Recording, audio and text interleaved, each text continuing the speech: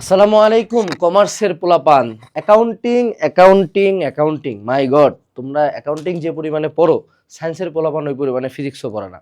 যাই হোক, আজকে আমরা অ্যাকাউন্টিং এর অ্যানালাইসিস রোডম্যাপ ক্লাস দিচ্ছি, যেখানে ফার্স্ট পার্ট এবং সেকেন্ড পার্ট মিলায় 15টা করে টপিক, অর্থাৎ 15টা টাইপ অফ ম্যাথ আমি বলে দিব, যে 15 টাইপের ম্যাথ করলেই তোমার জন্য যে কোনো বোর্ড এক্সাম পার হয়ে যাওয়ার জন্য মোর দেন ইনাফ হবে। আরেকটা কথা, don't ask any fucking questions, stop pretending like তুমি অনেক ভালো স্টুডেন্ট।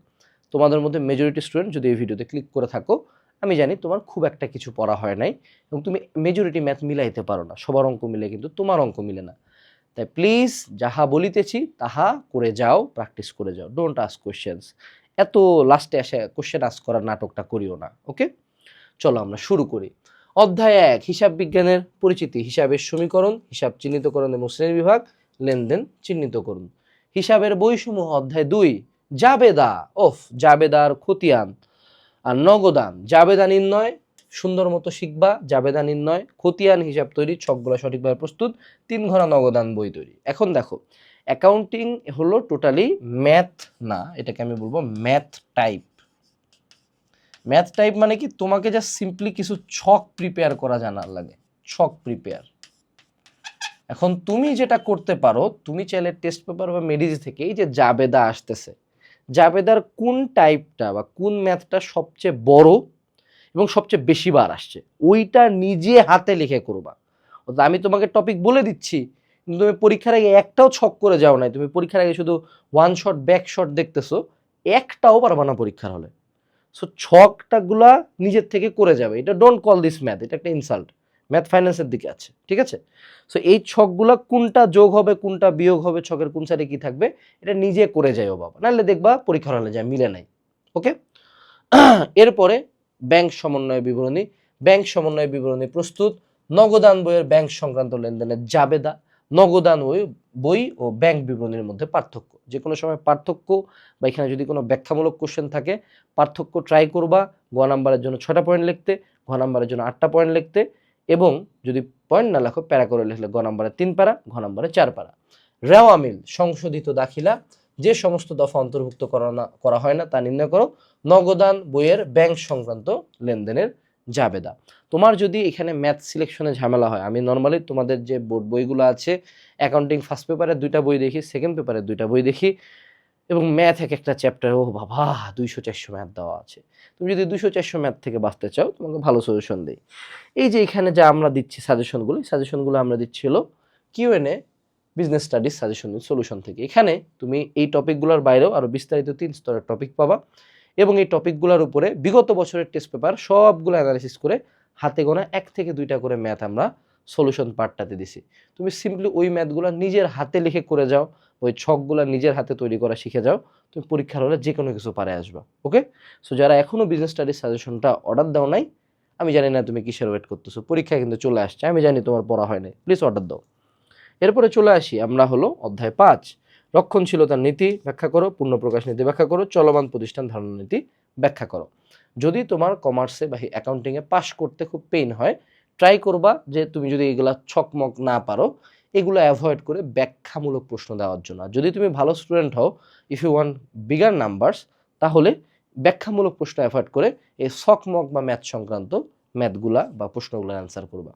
এরপরে চলে আসি আমরা পরবর্তী চ্যাপ্টারে, প্রাপ্ত হিসাবসমূহের হিসাব সংরক্ষণ, অনাদায়ী পাওনা খরচের পরিমাণ নির্ণয় করো, জাবেদা দাখিলা, নতুন অনাদায়ী পাওনা সঞ্চিত পরিমাণ নির্ণয় করো। এই টাইপগুলো বেশি আসে। কার্যপত্র প্রস্তুতিকরণ দিবেই, সমন্বয় দাখিলা, নগদ ও বেকায়া নির্ণয়। এরপরে দৃশ্যমান ও অদৃশ্যমান সম্পদের হিসাব সংরক্ষণ, অবচয় নির্ণয়, মেশিন হিসাব ও অবচয় সঞ্চিতি, একসাথে 3টা এক জায়গায় দিবে। স্থায়ী সম্পদ মূল্যায়ন করো। এরপর আর্থিক বিবরণী আসেই আবার ওই সকমক। আর্থিক অবস্থার বিবরণী, মালিকানা সত্ত্ব বিবরণী, বিশদ আয় বিবরণী, এক ধাপের বিশদ আয় বিবরণীটা নর্মালি আসে। অধ্যায় 10 থেকে তুমি পড়বা উত্তোলনের সুদ নির্ণয়, লাভ লোকসান বিবরণী প্রস্তুত, প্রারম্ভিক মূলধন নির্ণয়। আমি তোমাকে আবারও বলতেছি যে যদি তুমি অ্যাকাউন্টিং করতে চাও, তোমার নর্মালি এগুলা এক একটা ছক বা প্রশ্ন লিখতে বিশাল বিশাল টাইম লাগবে। সো তুমি একটু বাসার মধ্যে টাইম ম্যানেজমেন্টটাতে ফোকাস দিও। আমরা এমন অনেক স্টুডেন্ট পাই যারা পারে কোশ্চেনটা, কিন্তু কোশ্চেনটাও খুব স্লো পারে, খুব ধীরে ধীরে ধীরে ধীরে কমপ্লিট করে আসে, ফলশ্রুতিতে 5টা সিকিউ লিখতে পারে না। আর তোমাকে পার্সোনাল সাজেশন হলো যে 8টা সিকিউ যেহেতু আসে, তুমি 6টা চ্যাপ্টার সিলেক্ট করো, যে কোনো 6টা তোমার মন মজুদ, তুমি বিগত বছরের বোর্ড কোশ্চেন দেখো, বোর্ড কোশ্চেন থেকে 6টা সিলেক্ট করো, সে 6টা ভালো মতো করে যায়, সে 6টার ম্যাথ করে যাও। আর যদি তুমি এইচএসসি 26 ব্যাচ হয়ে থাকো, তাহলে এই ভিডিওর সাথে একটা গুগল ফর্ম দেওয়া আছে, সে গুগল ফর্মটা ফিল আপ করে এই ফেসবুক গ্রুপটাতে জয়েন দিবে। সেখানে সায়েন্স, আর্টস, কমার্সের সবাই আছে এবং প্রত্যেক পরীক্ষার আগে আমরা 100% কমন উপযোগী শর্ট নোট এখানে আপলোড করব। সো গ্রুপটাতে জয়েন না দিলে বিশাল মিস হবে, এটা আমি তোমাকে বলে দিচ্ছি। এবং এইচএসসি পরীক্ষার পরে আমরা অ্যাডমিশনের কিন্তু ওয়েবিনার করব, যে ওয়েবিনার থেকে প্রচুর পরিমাণের কোশ্চেন তোমার ক্লিয়ার হয়ে যাবে যে অ্যাডমিশনে কেমনে কি করবা। ওকে, তো চলে আসো আমরা অ্যাকাউন্টিং সেকেন্ড পেপারে চলে যাই। অ্যাকাউন্টিং সেকেন্ড পেপারে আমাদের অব্যবসায়ী প্রতিষ্ঠানের হিসাব, প্রারম্ভিক মূলধন তহবিলের পরিমাণ নির্ণয়, আয় ব্যয় হিসাব প্রস্তুত করো, মুনাফা জাতীয় আয় নির্ণয় করো। অধ্যায় 2 থেকে অংশীদারি ব্যবসায়ের হিসাব, লাভ লোকসান বন্টন হিসাব, মূলধন হিসাব নির্ণয়, চলতি হিসাব, চুক্তি অনুযায়ী এবং চুক্তি অনুপস্থিতিতে সমন্বয় সাধন। এরপরে নগদ প্রবাহ বিবরণী, সম্পদ বিক্রয়জনিত লাভ ও ক্ষতি, অর্থায়ন কার্যক্রম হতে নগদ প্রবাহ, পরিচালন কার্যক্রম থেকে নগদ প্রবাহ, যৌথ মূলধনী এবং কোম্পানির মূলধন, শেয়ার অধিগ্রহের জাবেদা, শেয়ার অবহারের জাবেদা, প্রয়োজনীয় জাবেদা দাখিলে দাও, কোম্পানির আর্থিক অবস্থার বিবরণী। ওই আবার সকমক পারলে আমি তোমাদের জন্য একটা বই লিখছিলাম, যদিও বইটা এখন অ্যাভেলেবল না।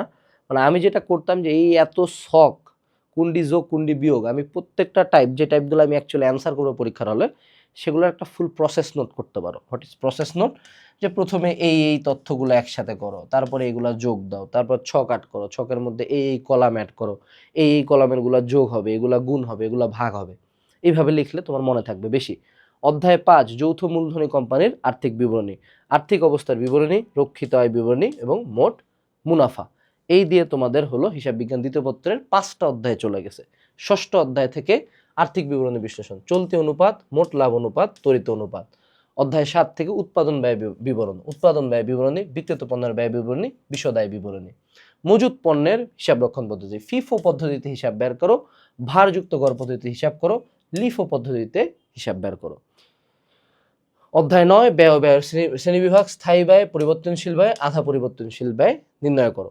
এরপরে চলে আসলো আমাদের ব্যবস্থাপনা, হিসাব সংরক্ষণ পদ্ধতি, একক প্রতি অনুদান প্রান্ত নির্ণয় করো, সমচ্ছেদ বিন্দু বিক্রয় একক এবং টাকার নির্ণয় করো, নিরাপত্তা মার্জিন টাকায় নির্ণয় করো। ঠিক আছে, সো এই দিয়ে আমাদের হিসাব বিজ্ঞান দ্বিতীয় পত্র কিন্তু শেষ হয়ে গেল। বাট আমি পার্সোনালি বলবো দ্বিতীয় পত্র হচ্ছে প্রথম পত্রের ম্যাথগুলো একটু বড় বড়, সো প্রথম পত্রটার টাইম ম্যানেজমেন্টটা বেশি জরুরি। দ্বিতীয় পত্র যে আমি বলতেছি না যে খুব সোজা, but focus on the first part first, then the second part. এই দিয়ে আমাদের হিসাব বিজ্ঞান টোটালি শেষ হয়ে গেল। সো তোমাদের জন্য পরবর্তী ক্লাসের আমি আমন্ত্রণ দিয়ে রাখলাম, এবং যারা এখনও গ্রুপটাতে জয়েন দাও নাই, আমি জানি না কি লাগবে তোমার। আর যদি সাজেশন না কিনো কোনো সমস্যা নেই, আমি জানি তুমি অনেক ভালো স্টুডেন্ট, অ্যাকাউন্টিং কিন্তু 90-র নিচে কখনো পাওই নাই। সো যদি 90-র নিচে না পায়ে থাকো তাহলে অর্ডার দিও না, যদি 90-র নিচে পাও তাহলে এই বইটা একটু অর্ডার দিয়ে দিও, পরীক্ষার আগে খুব কাজে লাগবে। আসসালামু আলাইকুম, বেস্ট অফ লাক, টাটা।